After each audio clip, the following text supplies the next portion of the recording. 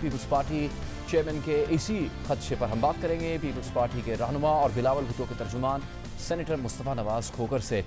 मुस्तफ़ा साहब, उन्होंने जो बात की गिरफ्तारी की उस पर भी हम आएंगे, लेकिन जिस तरह उन्होंने तहकीकात या जो पेशी हुई उसमें कहा कि उनके पास कोई अवामी ओहदा नहीं था, तो फिर उनसे तहकीकात क्यों की जा रही है, हिसाब उस वक्त का मांगा जा रहा है जिस वक्त वो बहुत कम उम्र थे।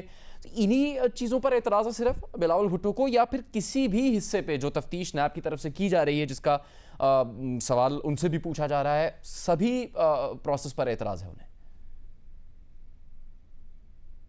जी, हम कतन इसको ठीक नहीं समझते। कानून के दायरे में रहते हुए हमने अपने जो रिजर्वेशंस हैं, हमने जो अपने ऑब्जेक्शंस हैं, वो प्रेस कॉन्फ्रेंसेस के जरिए भी उनसे अवाम उन्नास को आगाह करने की कोशिश की है और जो नैब अथॉरिटीज हैं उनको भी हमने यही मौक़िफ़ पेश किया है कि जब आपका इदारे का सोल मकसद ये है कि वो पब्लिक ऑफिस होल्डर्स को, यानी कि जिनके पास कभी कोई सरकारी ओहदा रहा हो या जिन्होंने कोई सरकारी फंड्स के अंदर गबन की हो, तो उनको उनसे आप उनका सदेबाद कीजिए। ये दोनों जो बुनियादी कंडीशंस हैं ये बिलावल भुट्टो साहब के ऊपर अप्लाई नहीं होती। वो जिस वक्त कंपनी के शेयर होल्डर बने उस वक्त उनकी उम्र बहुत कम थी, 7 साल उनकी उम्र थी। फिर उसके बाद जितना अरसा वो उस कंपनी के चीफ एग्जीक्यूटिव रहे, वो कोई पब्लिक ऑफिस उनके पास नहीं था। और ये ट्रांजैक्शन है दो प्राइवेट कंपनीज के दरमियान, और इसमें सरकारी पैसा या सरकारी गबन को इस तरह की चीज है नहीं, तो उनसे सवालात क्यों किए जा रहे हैं? ये तो हरासा करने के मुतरादिफ है। और हम तो यही कहते हैं कि ये सिर्फ ऑपोजिशन को जब हरासा करना हो तो उसके लिए नैब हरकत में आ जाता है। लेकिन हमने देखा है कि पिछले 18 महीने में बड़े से बड़े स्कैंडल सामने आ जाए, नैब हुकूमती शख्सियात को बुलाने पर, उनसे सवाल पूछने पर कतराता है। और ये एक सूरत हाल है जिसका पॉलिटिकल विक्टिमाइजेशन का जो कल्चर है, इस कल्चर को न सिर्फ पाकिस्तान के अंदर, पाकिस्तान के चीफ जस्टिस ने, दीगर लोगों ने, मीडिया ने और अब तो बाहर की ऑर्गेनाइजेशंस ने भी इसको उजागर करना शुरू कर दी। बिलावल साहब ने भी कहा कि नैब प्राइवेट ट्रांजैक्शंस की तहकीकात कैसे कर सकता है, इसमें हुकूमत का भी पैसा शामिल नहीं है, ना हुकूमत की कोई ज़मीन है। तो इस हवाले से तो मुस्तफ़ा साहब ये सवाल नहीं उठता कि अक्सर आवाम के साथ जो फ्रॉड होता है ज़मीन के मामले पर, मुनाफे की लालच में या कोई और चीज़ों की खरीद व फरोख्त के हवाले से बड़े पैमाने पर सादा लोगों का पैसा लूट लिया जाता है या उनका पैसा उनको वापस नहीं किया जाता, तो इस तरह के मामला की भी कोई इदारा तहकीकात नहीं कर सकता?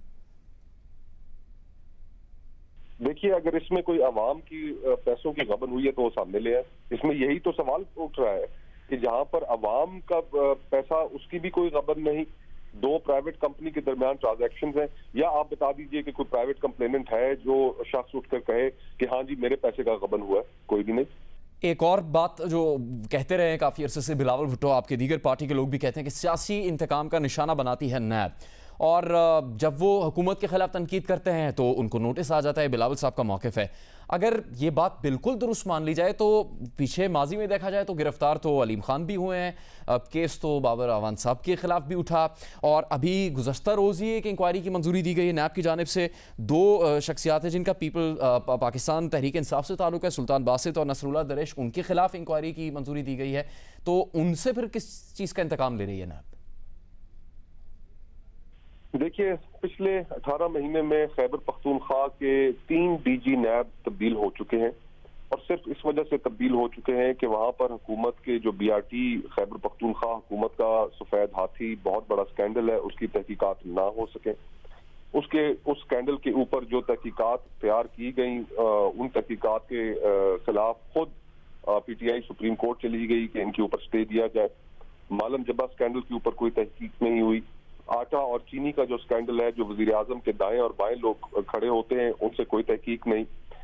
जुल्फी बुखारी साहब, उनको नैब ने क्विट कर दिया, उनको कितनी दफा इन्वेस्टिगेशन के लिए बुलाया, उनका नाम ECL से किस तरीके से एक फोन कॉल पर हटाया गया। लातादाद ऐसी एग्जाम्पल्स कोट की जा सकती हैं कि जिनमें हुकूमत के जो मेगा स्कैंडल्स हैं उनके ऊपर नैब की कोई तवज्जो नहीं। दूसरी तरफ जब 27 तारीख को शहीद बीबी की बरसी थी, उससे पहले बिलावल साहब को 3 दिन पहले एक नोटिस दे दिया गया। अब जब उन्होंने आज से 2 हफ्ता पहले उन्होंने हुकूमत के खिलाफ मार्च में तहरीक चलाने का अंदिया दिया, फिर उनको एक नोटिस इशू कर दिया गया।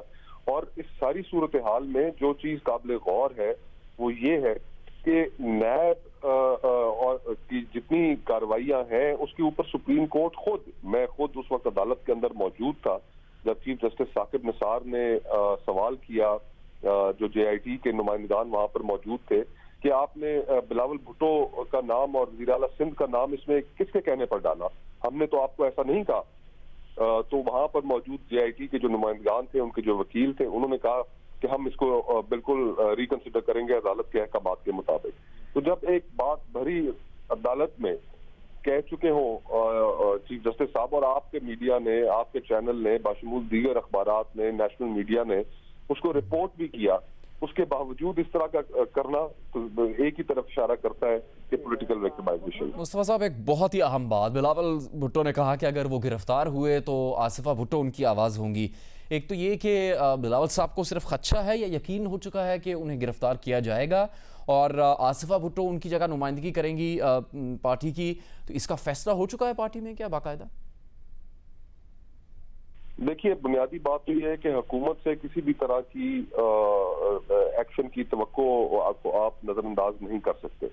उन्होंने माजी में इस तरह किया, अपोजिशन लीडर को उन्होंने जेल में डाला, उन्होंने आसिफ जरदारी साहब को जेल में डाला। जो हुकूमत के खिलाफ बात करता है, जो हुकूमत के खिलाफ एक पोजीशन लेता है, उसको ये रिस्क लेना पड़ता है और ये रिस्क उसके लिए मौजूद होता है कि उसको किसी न किसी मुकदमे में उलझाकर जेल में डाल दिया जाएगा।